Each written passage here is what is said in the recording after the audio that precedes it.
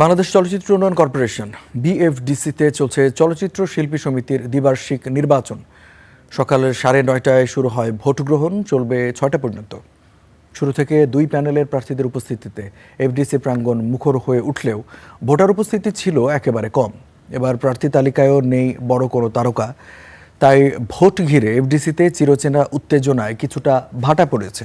তারপরও ভোট উৎসবে মিলিত হয়ে উচ্ছ্বসিত চলচ্চিত্রের পরিচিত মুখেরা।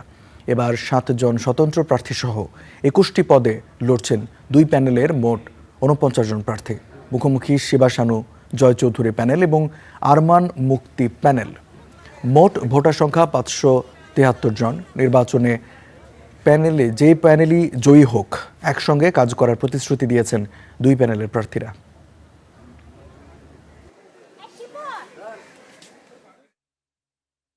সবাই মিলে যদি একসঙ্গে কাজ করি হয়তো বা ইন্ডাস্ট্রির জন্য ভালো কিছু করতে পারবো। সেটার জন্য নতুন নেতৃত্বের দরকার এবং সবার সঙ্গে বোঝাপড়াটা ভালো থাকতে হবে। নির্বাচনী আমেজ খুবই ভালো মনে হচ্ছে, কারণ আসলে নির্বাচন আমরা হারি জিতি সেটা তো না, অনেক দিন পর আমাদের পরিবারের লোকগুলির সাথে আমাদের দেখা হয়। এমনি পরিবেশ আনডাউটলি ইজ ভেরি গুড। আমি প্রথমে বলেছি আনডাউটলি গুড, চমৎকার লাগছে। এটা যে পরিষদ, আমরা কিন্তু ভাই বোন, আমরা সবাই কিন্তু শিল্পী, এই একই জায়গায়, এই একই এফডিসি। যারা আসবে তারা নতুন করে তৈরি করুক চলচ্চিত্র শিল্পী সমিতি থেকে, দেশের মানুষ দেখুক আমরা পরিবর্তন করতে পারি। দর্শক, জানাচ্ছিলাম যে বাংলাদেশ চলচ্চিত্র উন্নয়ন কর্পোরেশন বিএফডিসিতে চলছে চলচ্চিত্র শিল্পী সমিতির দ্বিবার্ষিক নির্বাচন। সেখানে এই মুহূর্তে আছেন আমাদের সহকর্মী মামুনুর রশিদ পনেলের কাছ থেকে জানতে চাইব, এখন পর্যন্ত মানে 2:30টা বাজে, এখন পর্যন্ত কত শতাংশ ভোট পড়েছে, ভোটার উপস্থিতি কেমন লক্ষ্য করছেন? 6টা পর্যন্ত যদিও সময় দেওয়া হয়েছে, এখন পর্যন্ত ভোট কাস্টিংয়ের মানে হারটা কেমন লক্ষ্য করছেন জানাবেন। রঞ্জু, মাঝখানে 1 ঘন্টার জুমার নামাজের বিরতি ছিল, সেই বিরতির পর আবারও এখন ভোট গ্রহণ শুরু হয়েছে। আর বিরতির আগ পর্যন্ত আমরা জানতে পেরেছি সকাল 9:30 থেকে দুপুর 1টা পর্যন্ত সব মিলিয়ে 100-র কাছাকাছি ভোট কাস্ট হয়েছে বলে আমরা জানতে পেরেছি, যেটা পুরোপুরি ভোটের পার্সেন্টেজের হারে 20% মতো বলা যায়। আপনি জানেন যে এবার নির্বাচনে সর্বমোট ভোটারের সংখ্যা 573 জন, সেই হিসেবে আসলে ভোট কাস্টিংয়ের হারটা খুবই কম। এবং আমরা সকাল থেকে এই চিত্রটি দেখতে পেরেছি। ভোট গ্রহণ শুরু হওয়ার পর থেকেই কিছুক্ষণ পরপর হয়তো বা 1-2 জন করে ভোটার আসছেন, তারা ভোট দিয়ে যাচ্ছেন। খুব একটা দীর্ঘ লাইন আমরা এখানে দেখতে পাইনি।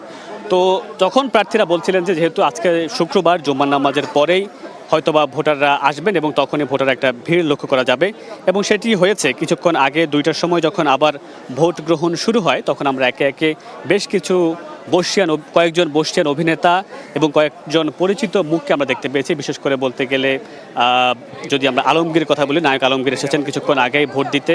তারপরেই এসেছেন নায়ক ওমর সানি এবং আরেকজন নায়ক এসেছেন নায়ক উজ্জ্বল, তিনি এসেছেন ভোট দিতে। এভাবে একে একে আরও অনেকজন এসেছেন। যদি বলি সেক্ষেত্রে ববিকে এর আগে দিঘিও এসেছেন ভোট দিতে। তো মাত্র তো আসলে জুমার নামাজের পরের যে এই পর্বটি ভোট গ্রহণ সেটি শুরু হয়েছে। তবে সবার মুখে একটি বিষয়, বিগত 2 নির্বাচনের দিকে তাকালে আমরা যে বিশৃঙ্খলা দেখতে পেয়েছি ভোট গণনা নিয়ে কিংবা ভোট টাকা দিয়ে ভোট কেনার বিষয়ে, সেই ধরনের কোনো ধরনের অপ্রীতিকর পরিস্থিতি আমরা এখন পর্যন্ত আজকের নির্বাচনে দেখিনি, বা কোনো ধরনের অভিযোগও দুই প্যানেলের পক্ষ থেকে দেখিনি। এখনও কয়েক ঘন্টা, 4 ঘন্টার মতো বাকি আছে, সন্ধ্যা 6টা পর্যন্ত ভোট কাস্টিংয়ের সময় রয়েছে। তাহলে হয়তো বা বোঝা যাবে যে শেষ পর্যন্ত আসলে ভোট কতটুকু কাস্টিং হয়। রঞ্জু, পনেল, আপনাকে ধন্যবাদ।